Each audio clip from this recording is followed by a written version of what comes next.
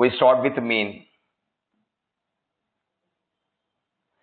Suppose we have data of n values, x1, x2, x3 and so on, comma, xn. So we have a data of n values, x1, x2 and so on, xn. You can treat them as marks scored by a particular student in a semester in n different subjects, or runs scored by a batsman in 5 one-day matches, like this. So we have a data of n values. So the mean of this data is given by this. So mean of x1 comma x2 comma and so on xn is nothing but sum of all these quantities x1 plus x2 plus and so on plus xn divided by total number of quantities. Actually mean is nothing but average. So how to evaluate average? For example, a student is writing an examination in 6 different subjects. Each mark is having a maximum 100. So how to evaluate aggregate percentage? Add all the marks divided by total number of subjects, that is called 6. So in this case, sum of all quantities divided by total number of quantities. So this gives me mean of this particular data. Let me tell you one simple example. Suppose I have n equal to 2. So for example, x1 equal to, for example, 58. For example, x2 equal to 62. Now the mean of this data, so this is mean of x1 comma x2. So this is add these two quantities, 58 plus 62 divided by 2. Now this gives me 120 divided by 2. So therefore the average value is exactly 60. Okay. So note these points. Let x1 comma x2 comma and so on xn be a set of n values. Let x1 comma x2 comma and so on xn be a set of n values. Then the mean of this data is denoted and defined as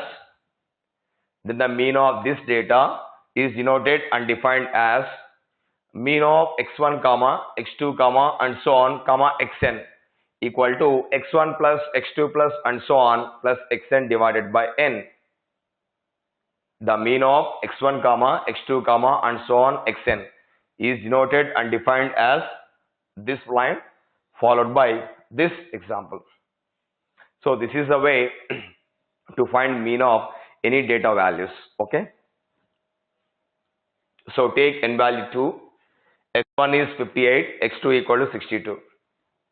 So mean of this data is 58 plus 62 divided by 2. It gives me 60. So average is exactly 60.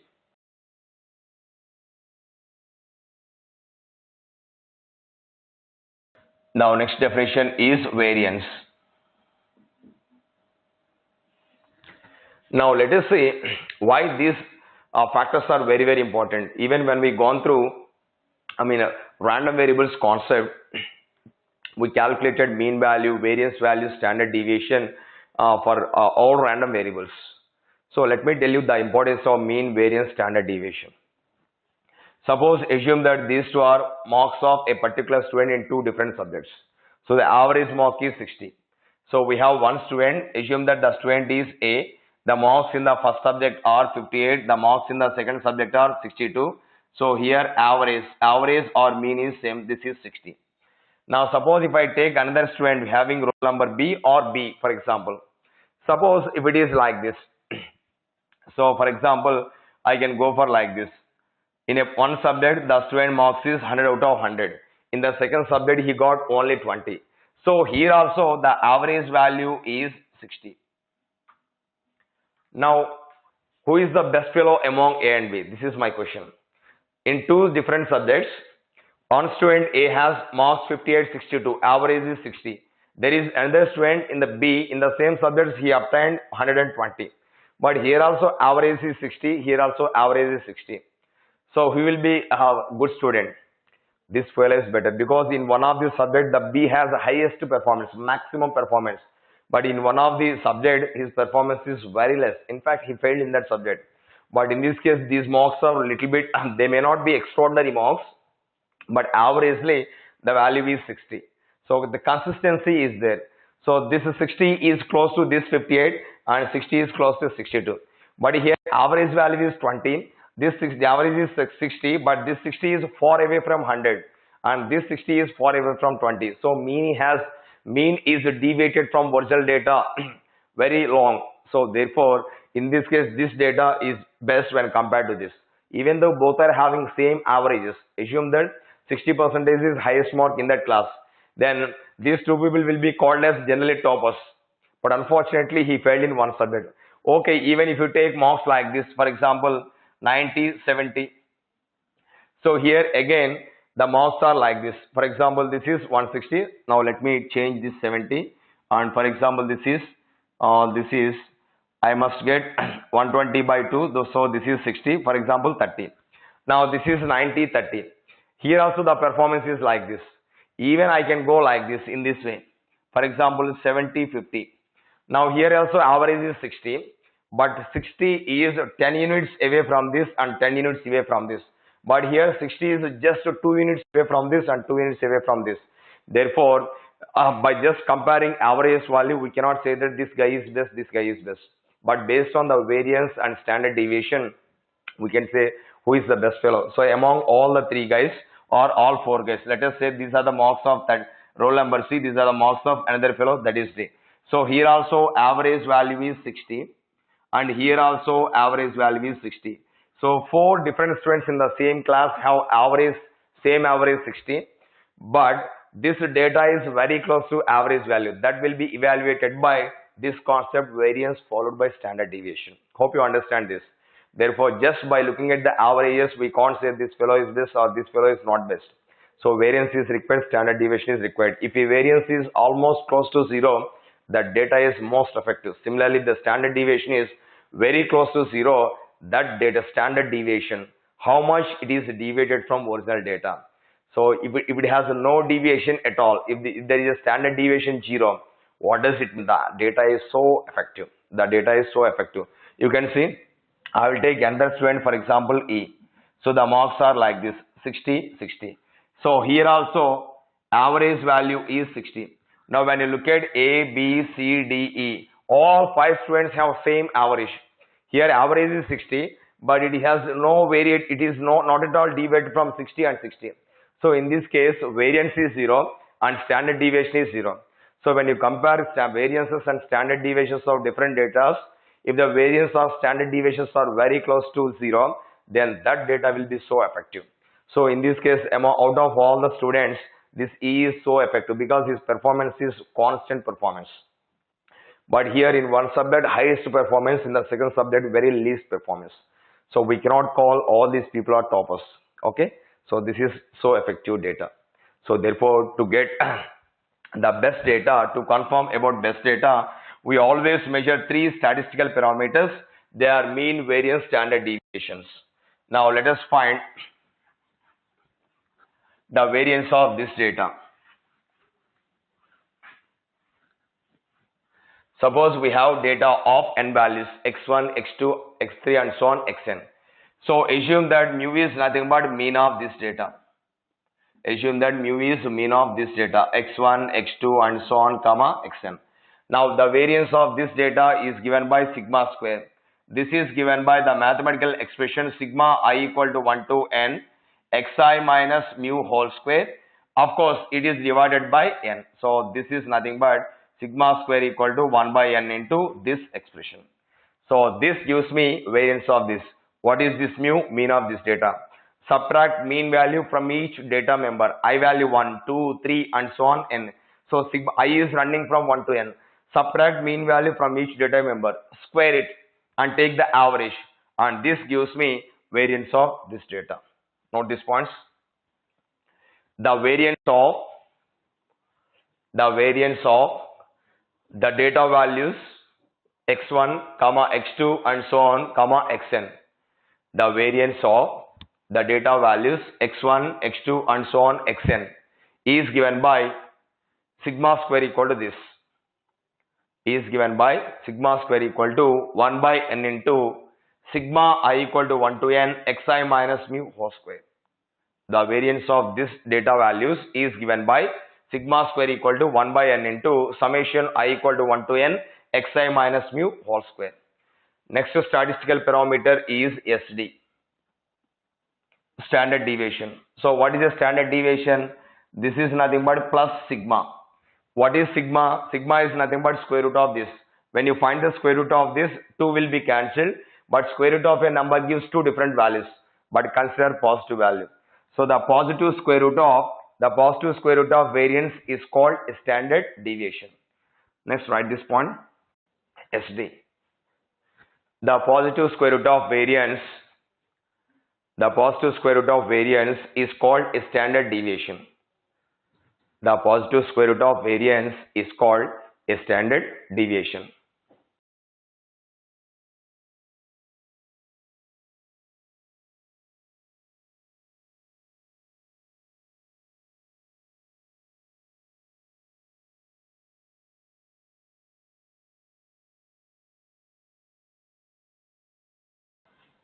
Next concept, covariance. Actually, in fact, this is the basic for variance of a random variable. Suppose x comma y are two random variables.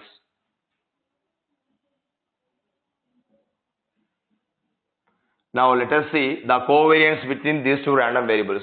Generally, covariance measures the relationship between two random variables x and y. Let us see. The covariance of these two random variables is given by COV of x comma y. So this is nothing but covariance of x comma y. That means we are comparing two random variables x and y. So this is given by the expression E of xy minus E of x into E of y. So this is the formula to measure covariance of two random variables x and y. Now E stands for expectation. So x is one random variable, y is one random variable. E of x, since x is a random variable, I can discuss its expectation. Y is a random variable, I can discuss its expectation. Now how to evaluate this E of xy? Now for combining these two random variables, we have a joint probability density function that we call it as joint PDF. So therefore this is a PDF corresponding to the random variable x and y. So generally it is denoted by like this. For example, f of x comma y. So this is the joint PDF of two random variables. See, when you look at two different people, they may have two different accounts individually. They may have joint account. So in this case, this is the PDF of a two random variables x and y, joint PDF. So f of x comma y will be given. So you find E of x comma y as usual. So how to get this E of xy? This E of xy is given by expectation integral minus infinity to plus infinity integral minus infinity to plus infinity xy into f of x comma y dx dy. So it is purely a double integral. This is E of x comma y, E of xy. Now how to get E of x?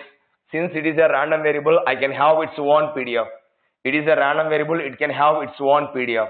So therefore this is given by integral minus infinity to plus infinity. For example, h of x into h of x is a PDF of this x. So integral minus infinity to plus infinity x into h of x dx.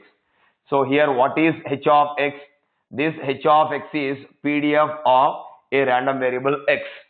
And what about this E of y? Expectation of a random variable y. This is integral minus infinity to plus infinity.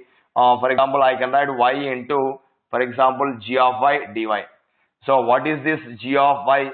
This g of y is nothing but PDF of a random variable capital Y. So g of y is a PDF of random variable y, and h of x is a PDF of random variable x, and this f of x comma y is a joint PDF of random variables xy. So like this you can measure. Now let us see. Suppose in this expression, if y equal to x, that means if both the random variables are same, then this covariance becomes like this: COV of x comma x. This is given by replace y by x. X into x is x square. So this gives me E of x square minus E of x into E of x. Therefore it gives me E of x whole square. So therefore now basically covariance between two random variables is nothing but variance. So in fact covariance is the basic for variance. No, this is nothing but variance of x. This is nothing but variance of x. Now, let us say by finding covariance, if we take some values, what it gives a relationship between x and y. We have three different cases. Suppose if covariance of x comma y equal to 0 implies x comma y are independent random variables. Implies x comma y are independent random variables. If there is no covariance, if it is 0, then x and y are independent. Covariance means this expression, so this has to be 0. That is e of xy equal to e of x times e of y. E of x times e of y.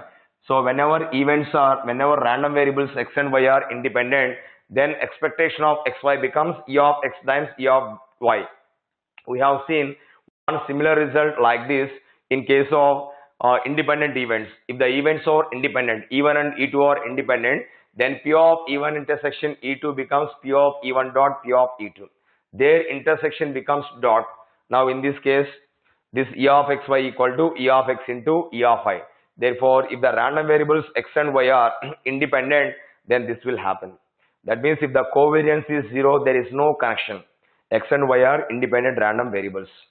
Second point is, suppose if covariance of x comma y is greater than 0, implies x is directly proportional to y. That means as y increases, x increases. If y decreases, x decreases. If y is a constant, then x becomes constant. That is the meaning of directly proportionality. If covariance is negative, if covariance between two random variables x and y is negative, implies x is inversely proportional to y. What does it mean? If y increases, then x decreases, or vice versa. So therefore, whenever you want to compare two random variables, if you are unable to compare them very easily, just evaluate its covariance. So based on the covariance value, if it is 0, they are independent. There is no connection between x and y. If the covariance is positive, then there is a directly proportionality. If covariance is negative, then if one increases, another decreases. If one decreases, another increases. Okay. So this is one of the important issue. So let us write this. Let x comma y be two random variables. Let x comma y be two random variables. Then the covariance of x comma y. Then the covariance of x comma y is denoted and defined as. Then the covariance of x comma y is denoted and defined as COV of x comma y equal to this. Then the covariance of x comma y is denoted and defined as COV of x comma y equal to E of xy minus E of x dot E of y. E of xy minus E of x dot E of y, where E of xy equal to this, E of x equal to this, E of y equal to this. So write this E of xy and you clearly specify what is this f of x comma y. It is a joint PDF. After that E of x, E of y. After that you write these 3 points. 1, 2, 3.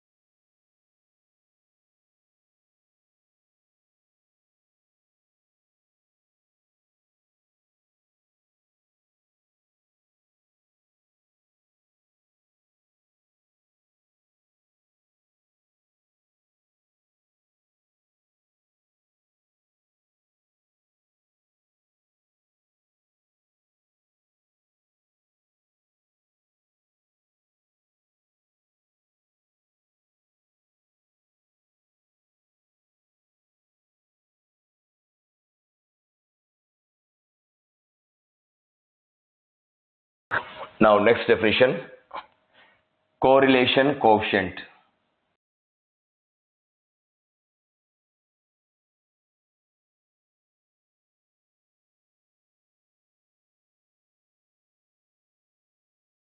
Suppose we have two random variables x and y. Now the correlation coefficient between these two random variables is denoted by this CO or R of x comma y.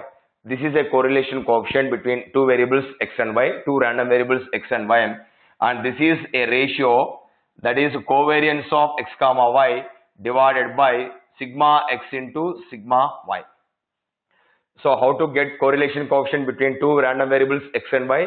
It is a ratio of covariance with the product of standard deviations of x and standard deviation of y.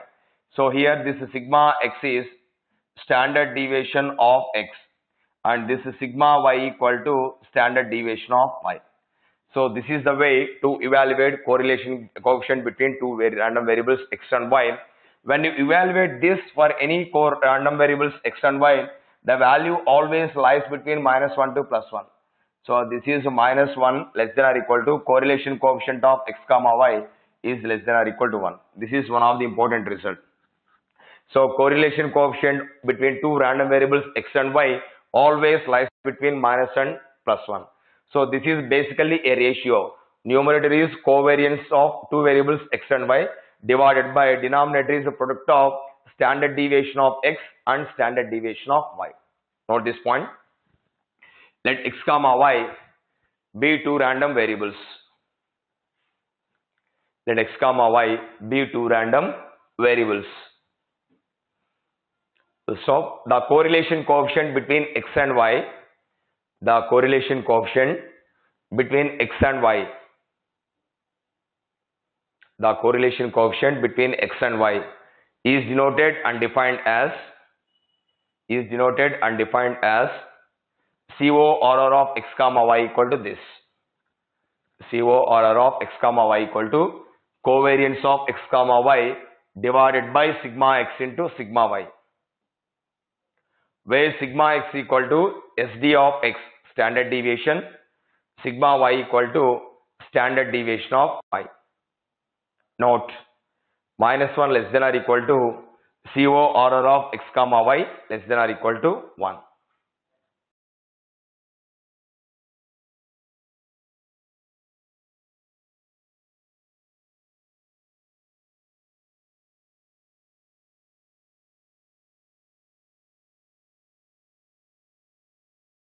The last concept in statistics part, this is regression. Now let us see what is a regression. Basically the term regression means itself it's a connection between two variables. One is a dependent variable, another is independent variable. As we discussed during differential equations, that is chapter number 2, you know what is a dependent variable, what is independent variable.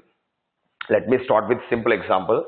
Suppose if I have y equal to, for example, 2x plus 9. Now here y is on left side and x is written on the right hand side. So for every x value, y takes single value. So in fact, when you change x values, you will get y different values for y. So therefore, suppose if x is 1, then y becomes 11. If x is -1, this becomes 7. So if x is 0, y becomes 9. If x is 2, then this becomes 13, like this. So therefore, as x changes, y values are changing. In fact, they are depending on x. Therefore, in this case, y is called a dependent variable and this x is called an independent variable.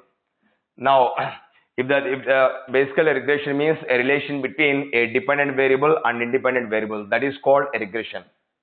Particularly, here the power of x is 1, the power of y is 1. And this particular regression, this specific regression is called linear regression. Linear always meant for the powers of each variable is either 0 or 1. So this is a linear regression. Suppose if I have like this, y equal to 2 into, for example, x cube. This is a cubic regression because the power of x is 3. Suppose if I have y equal to x square, this is a quadratic regression. So therefore this is a linear regression and this one is a cubic regression and this one is a quadratic regression. Note these points. A relation between dependent and independent variables is called a regression. A relation between dependent and independent variables, a relation between dependent and independent variables is called a regression. Is called a regression.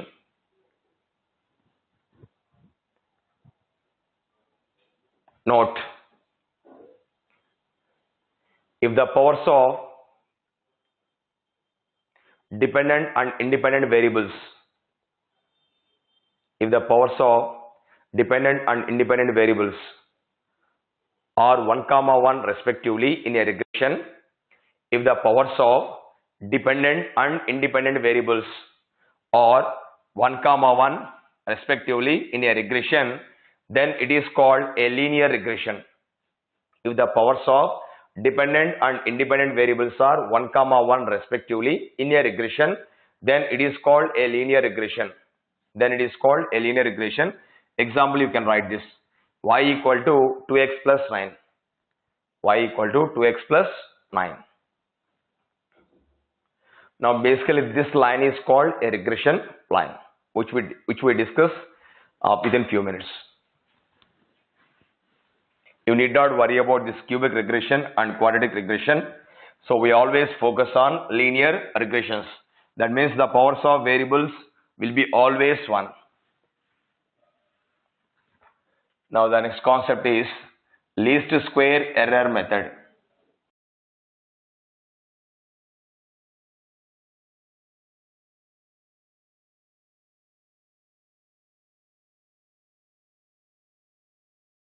So this is called as LSM, least square error method, least square method. Now let us see what we are going to do in this method. Suppose I have 2 points in the plane, x1 by 1, x2 by 2.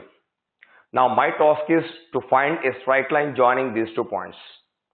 Now in the geometry we have some formula. So the slope point form like this. So I have 2 points. Let me write out those 2. Suppose the first point is A, x1 comma y1. Second point is B, so call it as x2 comma y2. So the line joining of these 2 points is given by y minus y1 equal to m into x minus x1. So here m is nothing but slope of this line. So this is y2 minus y1 divided by x2 minus x1. I will give you a simple example. Suppose here the point A is 1 comma 2 and second point B is 2 comma 1. Now here this is x coordinate, y coordinate, x coordinate, y coordinate. Here x plus y is 3, here x plus y is 3. So therefore the line joining of these 2 points is x plus y equal to 3. You can apply this formula, you can cross check it. You will get x plus y equal to 3.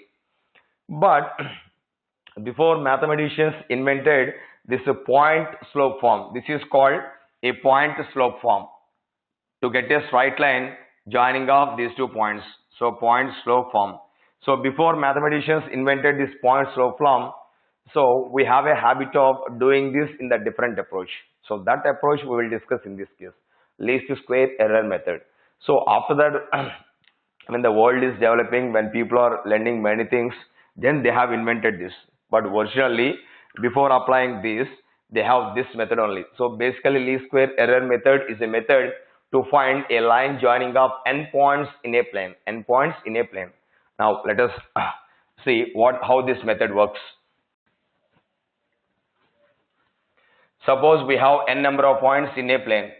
So P1, x1 comma y1, second point x2 comma y2, and so on comma Pn.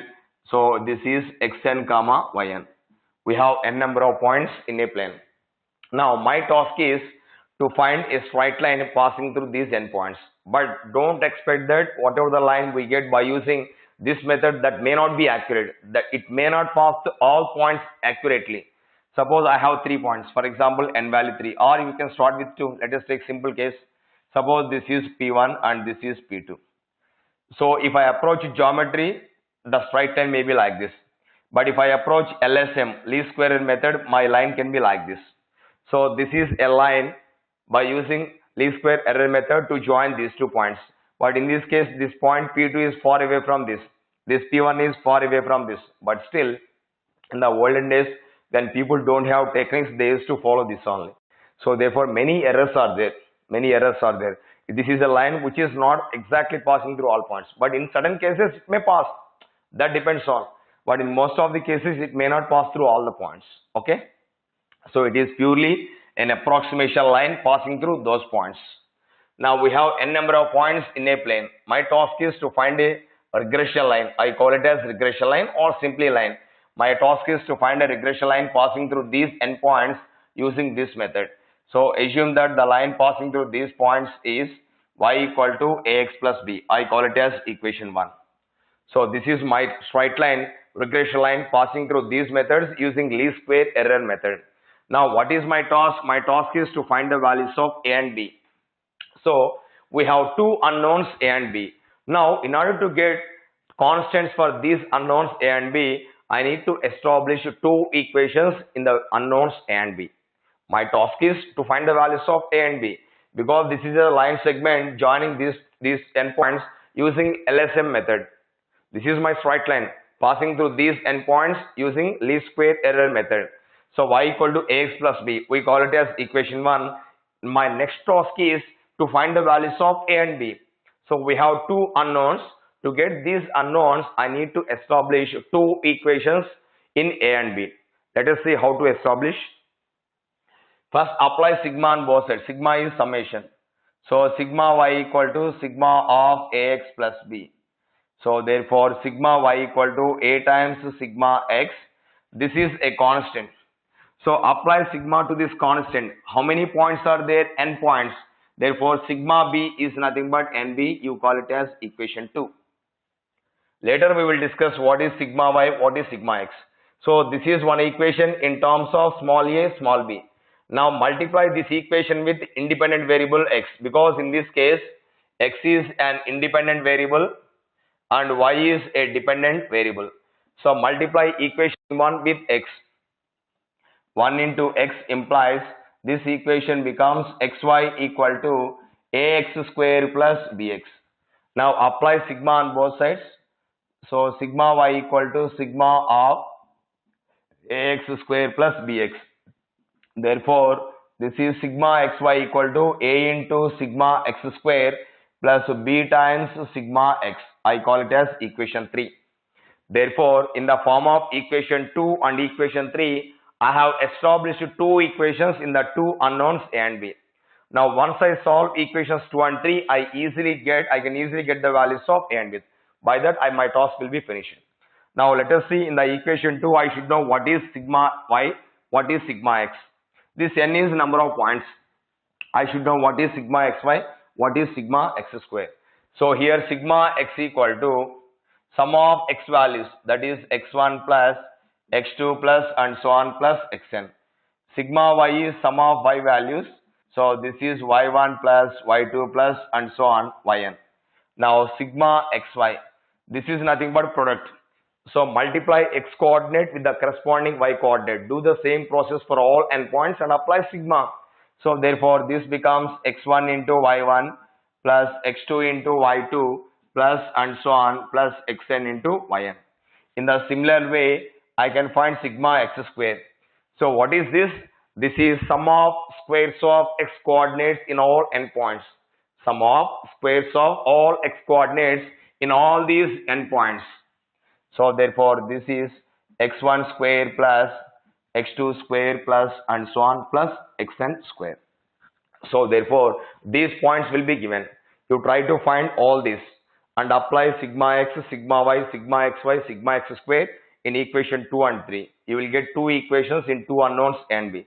Solve them, you will get the values of a and b. That is the required regression line passing through these endpoints. But I am saying that line may not pass through all points accurately. This is only approximation lines. Okay, note these points. Consider endpoints in a plane. Consider endpoints in a plane. Say P1 x1 y1. Consider endpoints in a plane. Say P1 x1 y1, P2 x2 y2 and so on, comma Pn xn yn.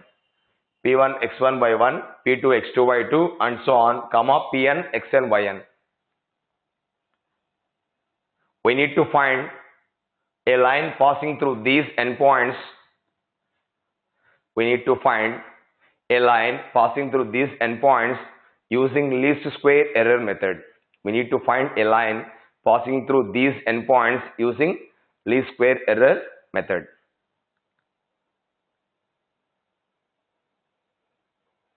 Let y equal to ax plus b. Let y equal to ax plus b. You call it as equation 1. Be a line passing through these endpoints. Let y equal to ax plus b be a line passing through these endpoints. Now you can proceed from equation 1 to equation 3. After that, you write what is sigma x, sigma y, sigma xy, sigma x square.